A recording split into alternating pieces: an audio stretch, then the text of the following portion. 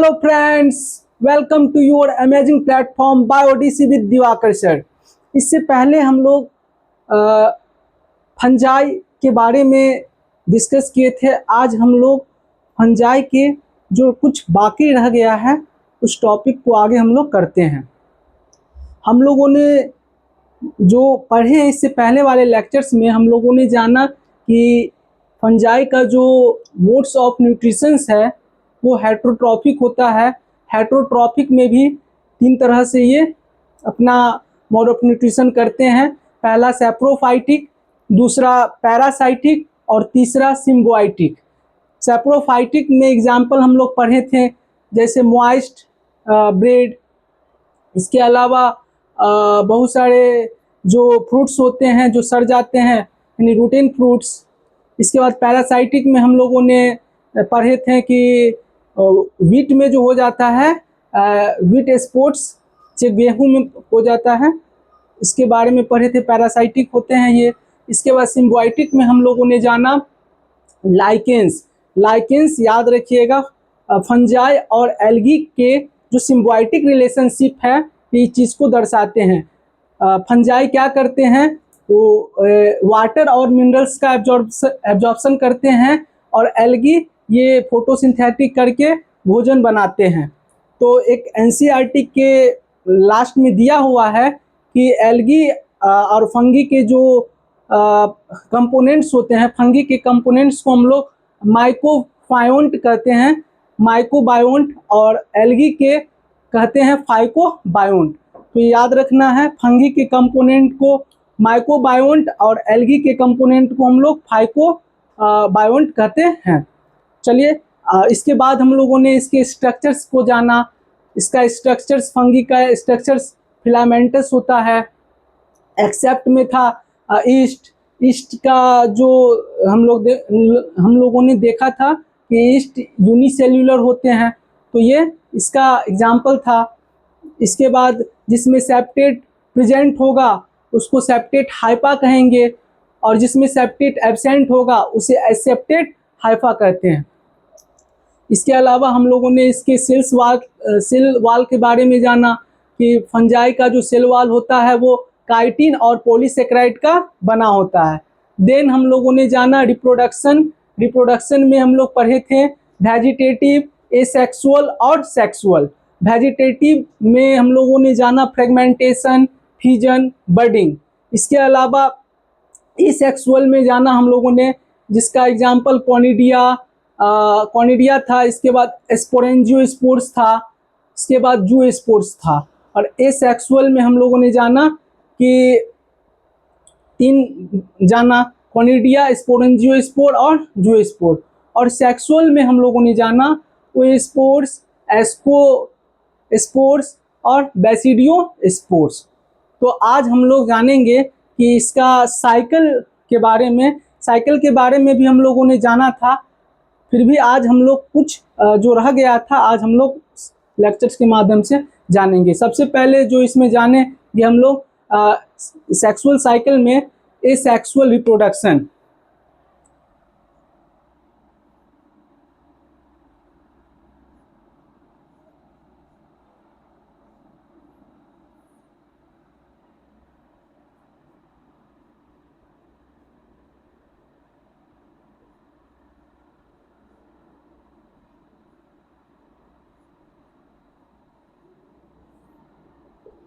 Asexual reproductions में क्या होता है कि no fusion of gametes, fusion का गैमेट्स नहीं होगा।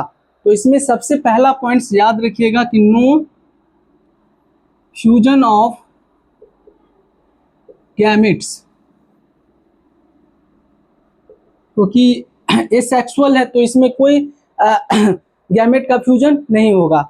इसमें याद रखिएगा, इसका बेस्ट एग्जांपल हम लोगों ने जाना था माइसेलियम का। माइसेलियम जैसे मान लीजिए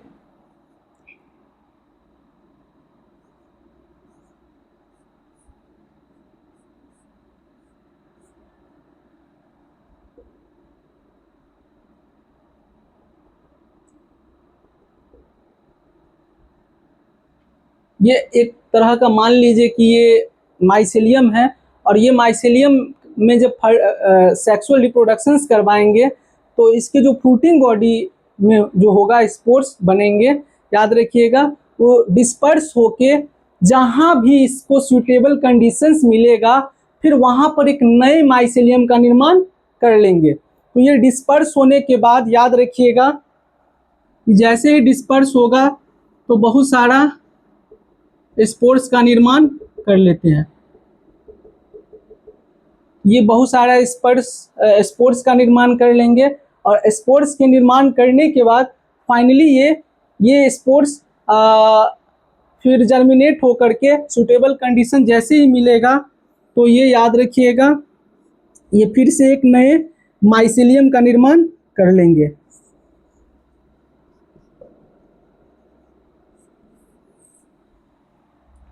तो ये एसेक्सुअल रिप्रोडक्शंस है जिसमें फ्रूटिंग बॉडी में क्या बनेगा, स्पोर बनेगा और ये स्पोर डिस्पर्स हो करके फिर एक नए माइसेलियम का निर्माण कर लेंगे और सूटेबल कंडीशंस मिलने पर ही ये माइसेलियम बना पाएंगे।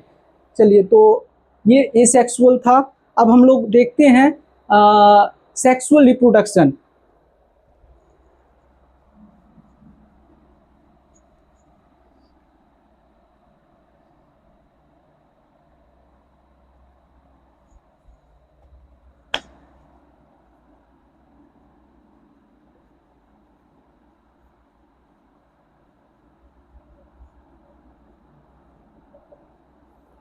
सेक्सुअल रिप्रोडक्शंस में इसमें याद रखिएगा कि इसमें गैमेट का फ्यूजन्स होगा।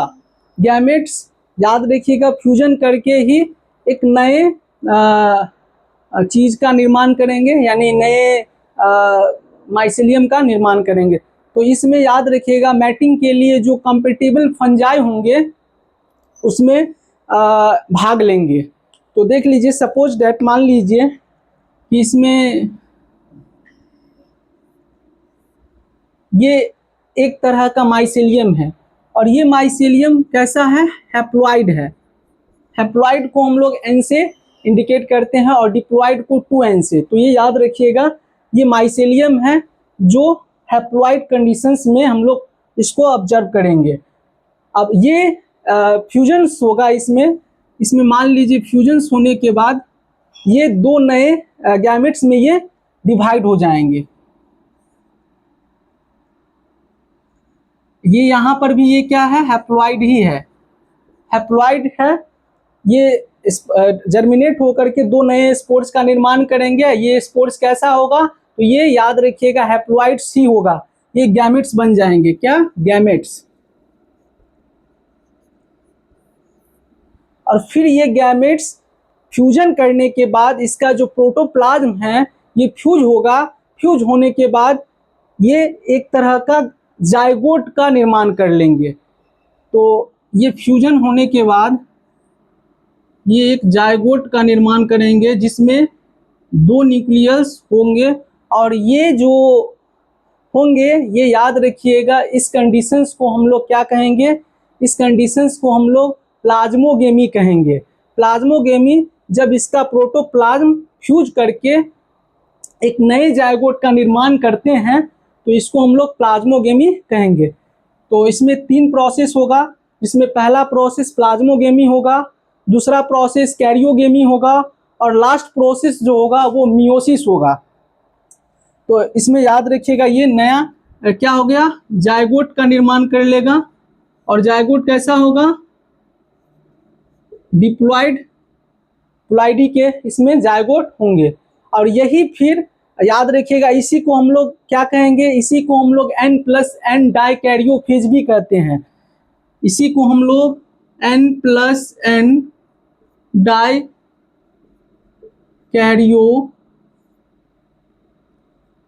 भी हम लोग, और यही डाइकैरियोफेज फिर क्या होगा, फ्यूजन्स के बाद ये फिर जैसे ही सूटेबल कंडीशंस आएगा तो और इस कंडीशंस को हम लोग क्या कहेंगे, इस कंडीशंस को हम लोग याद रखिएगा इस कंडीशन को डाइकैरियोन कहेंगे।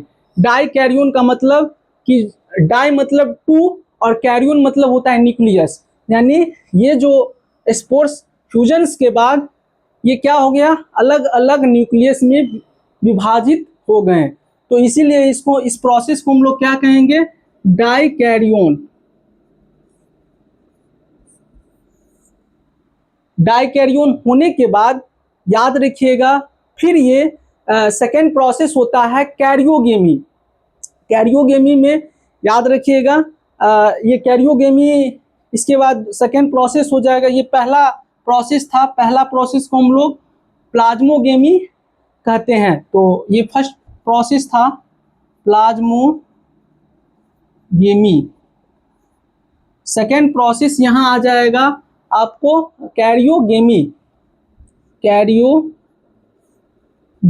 यहाँ पर याद रखिएगा, टू न्यूक्लियस क्या होगा, दो न्यूक्लियस एक न्यूक्लियस में बदल करके फिर थर्ड प्रोसेस होगा। यहाँ पे दो न्यूक्लियस जो था एक न्यूक्लियस में बदल जाएगा, ये एक न्यूक्लियस में बदल जाएगा।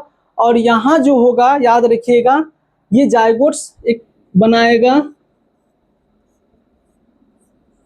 एक जाइगोट्स का निर्माण कर लेगा। एक जाइगोट्स का निर्माण करने के बाद फिर यहाँ थर्ड प्रोसेस होगा। और थर्ड प्रोसेस यहाँ पे याद रखिएगा, इसका प्लॉइडी क्या होगा, डिप्लॉइड हो जाएगा। सॉरी, यहाँ पे जो आप जब फ्यूजन हुआ था तो यहाँ पे केंद्रक डिफरेंट स्टेज में थे, यानी कि दो अलग अलग न्यूक्लियस में थे, इसीलिए इसको डाइकैरियोन कहा गया, डाइकैरियोन। और इसी अवस्था को याद रखिएगा डाइकैरियोफेज भी कहते हैं, यानी N+N कंडीशंस। जैसे ही सूटेबल कंडीशन होगा तो ये डाइकैरियोफेज का निर्माण करेंगे। फिर इसमें डाइकैरियोन होने के बाद सेकेंड होगा कैरियोगेमी। कैरियोगेमी में ये दोनों जो न्यूक्लियस है ये फ्यूजन के बाद एक बना लेंगे, यानी इसका प्लॉइडी क्या हो जाएगा, डिप्लॉइड, प्लॉइडी हो जाएगा इसमें। और यही डिप्लॉइड फिर आगे जा कर के मियोसिस क्रिया करेगा। मियोसिस होने के बाद, मियोसिस रिप्रोडक्शन होने के बाद ये छोटे छोटे स्पोर्स में ये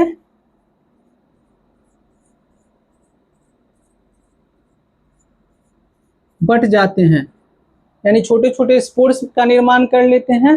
फिर ये स्पोर्स जो होंगे, ये याद रखिएगा, ये तो डिप्लॉइड था इसका, और ये जो स्पोर्स होंगे वो हैप्लॉइड कंडीशन में बट जाएंगे। फिर इससे ये इस रूप में आ जाएंगे हैप्लॉइड, यानी कि N। और फिर ये जर्मिनेट होने के बाद, जर्मिनेट होने के बाद एक नए माइसेलियम का निर्माण कर लेते हैं। तो याद रखिएगा इस प्रोसेस को, कि जब कोई मान लीजिए माइसेलियम है, वो प्लाइडी क्या होगा, हैप्लॉइड कंडीशंस में जब बनाएगा, दो अलग अलग गैमेट्स का निर्माण करेगा, तो ये गैमेट्स हैप्लॉइड होगा। फिर ये फ्यूजन होने के बाद ये जाइगोट्स में कन्वर्ट हो जाएगा। इसमें याद रखिएगा दो न्यूक्लियस क्या होगा, एक ही बॉडी में आ जाएगा। एक ही बॉडी में दो न्यूक्लियस होने के कंडीशंस को हम लोग डाइकैरियोन, और इस अवस्था को हम लोग डाइकैरियोफेज यानी N+N फेज कहते हैं। फिर यहाँ पे सेकेंड प्रोसेस होगा। सेकेंड प्रोसेस में ये दो न्यूक्लियस फ्यूजन्स करके एक जाइगोट्स का निर्माण कर लेंगे, जिसका प्लॉइडी कैसा होगा, तो ये डिप्लॉइडी होगा। और यही डिप्लॉइडी फिर आगे जाकर मियोसिस क्रिया होने के बाद ये छोटे छोटे स्पोर्स में विभाजित हो जाते हैं। और ये स्पोर्स जो होंगे, इसका प्लॉइडी हैप्लॉइड होगा। और ये स्पोर्स फिर आगे जा करके जैसे इसको सूटेबल कंडीशंस मिलेगा, तो ये स्पोर्स जर्मिनेट करके फिर एक नए माइसेलियम का निर्माण कर लेते हैं। तो ये माइसेलियम, ये याद रखना है। तो ये सेक्सुअल रिप्रोडक्शंस में था। फिर याद रखेंगे हम लोग को कि इसके अलावा वेजिटेटिव हम लोग देख लिए, एसेक्सुअल भी देख लिए। अब कुछ इसका क्लासिफिकेशन देख लेते हैं। क्लासिफिकेशन हम लोग आज देख करके फिर नेक्स्ट क्लास में इसके क्लासिफिकेशंस के बारे में हम लोग जानेंगे।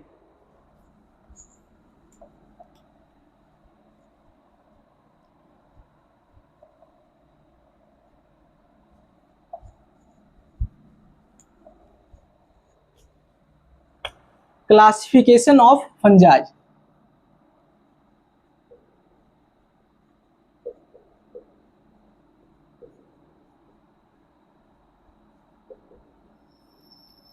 अब देखिए इसका एक हम लोग इसको हम लोग 3 बेसिस पे बांटेंगे। पहला बांटेंगे माइसेलियम के मॉर्फोलॉजी के आधार पे, दूसरा स्पोर फॉर्मेशन के आधार पे, और तीसरा याद रखेंगे फ्रूटिंग बॉडीज के आधार पे हम लोग बांटेंगे। तो पहला याद रखिएगा, इसको हम लोग ऑन द बेसिस ऑफ किस बेसिस पे, तो माइसेलियम के मॉर्फोलॉजी बेसिस पे, morphology of the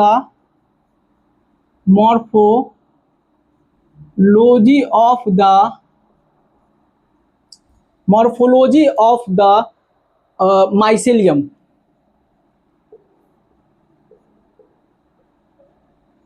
end second हम लोग देखेंगे mode of spore formation, mode of spore formation. और थर्ड देख लेंगे हम लोग फ्रूटिंग बॉडीज के बेसिस पे, फ्रूटिंग बॉडीज। और इसमें भी हम लोग इसको, इस फंजाई को हम लोग बांटेंगे फिर अलग अलग। एक फ्लो चार्ट बना लेते हैं हम लोग। तो इस फंजाई को फिर हम लोग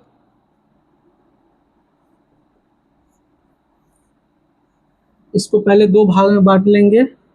पहला हम लोग बांटेंगे कि सेक्सुअल रिप्रोडक्शंस नोन, और सेकंड बांटेंगे sexual reproduction not known. Sexual reproduction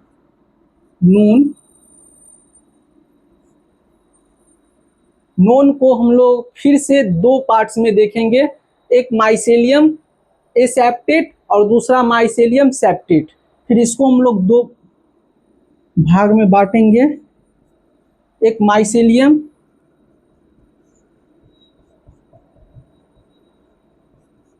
aseptate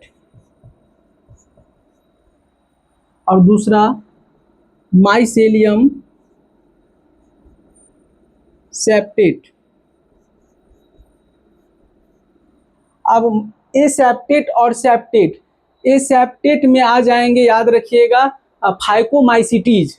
तो एसेप्टेट में क्या हो जाएगा, फाइकोमाइसिटीज, ये याद रखना है। एसेप्टेट में हम लोग फाइकोमाइसिटीज, जिसको हम लोग आगे के नेक्स्ट लेक्चर्स में इसका जिक्र हम लोग फाइकोमाइसिटीज का करेंगे। तो इसका याद रखिएगा, एसेप्टेट माइसेलियम होगा, और माइसेलियम सेप्टेट जो होंगे उसको हम लोग 2 भाग में बांटेंगे, पहला एस्कोमाइसिटीज और दूसरा बेसिडियोमाइसिटीज। इसको हम लोग 2 भाग में बांटेंगे। पहला याद रखिएगा, इसको हम लोग एस्कोमाइसिटीज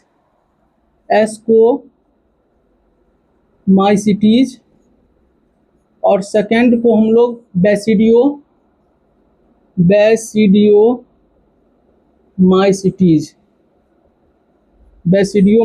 में बांट देंगे। तो सेप्टेट को हम लोग 2 भागों में बांटेंगे, एस्कोमाइसिटीज और बेसिडियोमाइसिटीज। तो एस्कोमाइसिटीज में किस तरह का माइसेलियम होगा, तो सेप्टेट माइसेलियम होगा। बेसिडियोमाइसिटीज में भी किस तरह का, तो माइसेलियम होगा सेप्टेट। लेकिन फाइकोमाइसिटीज का जो माइसेलियम होगा वो एसेप्टेट होगा। फिर दूसरा हम लोग देखेंगे sexual reproduction not non, sexual reproduction not non, जो सेक्सुअल रिप्रोडक्शंस को ऑब्जर्व नहीं करता हो, तो इसमें एक ही आ जाएगा डिट्रोमाइसिटीज। तो इसमें याद रखिएगा डिट्रोमाइसिटीज आ जाएगा। इसमें हम लोग ऑब्जर्व नहीं कर पाते हैं सेक्सुअल रिप्रोडक्शन को, तो डिट्रोमाइसिटीज इसमें आ जाएगा। नेक्स्ट क्लास में ये सभी चारों को, पहला हम लोग शुरू करेंगे माइकोफाइसिटीज, दूसरा एस्कोमाइसिटीज, तीसरा बेसिडियोमाइसिटीज और चौथा डिट्रोमाइसिटीज। ये अगले क्लास में हम लोग देख लेंगे। तो आशा करते हैं ये फ्लो चार्ट आप लोग को समझ में आया होगा। हम लोग रिप्रोडक्शंस के बेसिस पे देखे हैं, तो जिसमें सेक्सुअल रिप्रोडक्शंस पाया जाएगा उसको हम लोग 2 कैटेगरी में बांटेंगे, माइसेलियम एसेप्टेट और माइसेलियम सेप्टेट में। तो माइसेलियम एसेप्टेट में हम लोग रखेंगे फाइकोमाइसिटीज को। फाइकोमाइसिटीज को हम लोग माइसेलियम एसेप्टेट के कैटेगरी में रखेंगे, और माइसेलियम सेप्टेट में हम लोग एस्कोमाइसिटीज और बेसिडियोमाइसिटीज का को रख लेंगे हम लोग। और दूसरा हम लोग सेक्सुअल रिप्रोडक्शन नॉट नोन, जिसमें हम लोग ऑब्जर्व नहीं करेंगे सेक्सुअल रिप्रोडक्शंस को, उसमें हम लोग ड्यूटेरोमाइसिटीज का जिक्र हम लोग करेंगे। तो ये फ्लो चार्ट्स याद रखना है, ये फ्लो चार्ट्स आपको कंसेप्ट क्लियर करता है कि कौन सा एसेप्टेट है। तो एसेप्टेट याद रखिएगा, फाइकोमाइसिटीज है, बाकी याद रखिएगा माइसेलियम सेप्टेट जो होगा वो एस्कोमाइसिटीज, बेसिडियोमाइसिटीज और इवन ड्यूटेरोमाइसिटीज भी ये सेप्टेट में ही आ जाएंगे। तो हम लोग नेक्स्ट क्लास में ये सभी चीज़ों का जिक्र कर लेंगे। तब तक के लिए धन्यवाद। जय हिंद, जय भारत।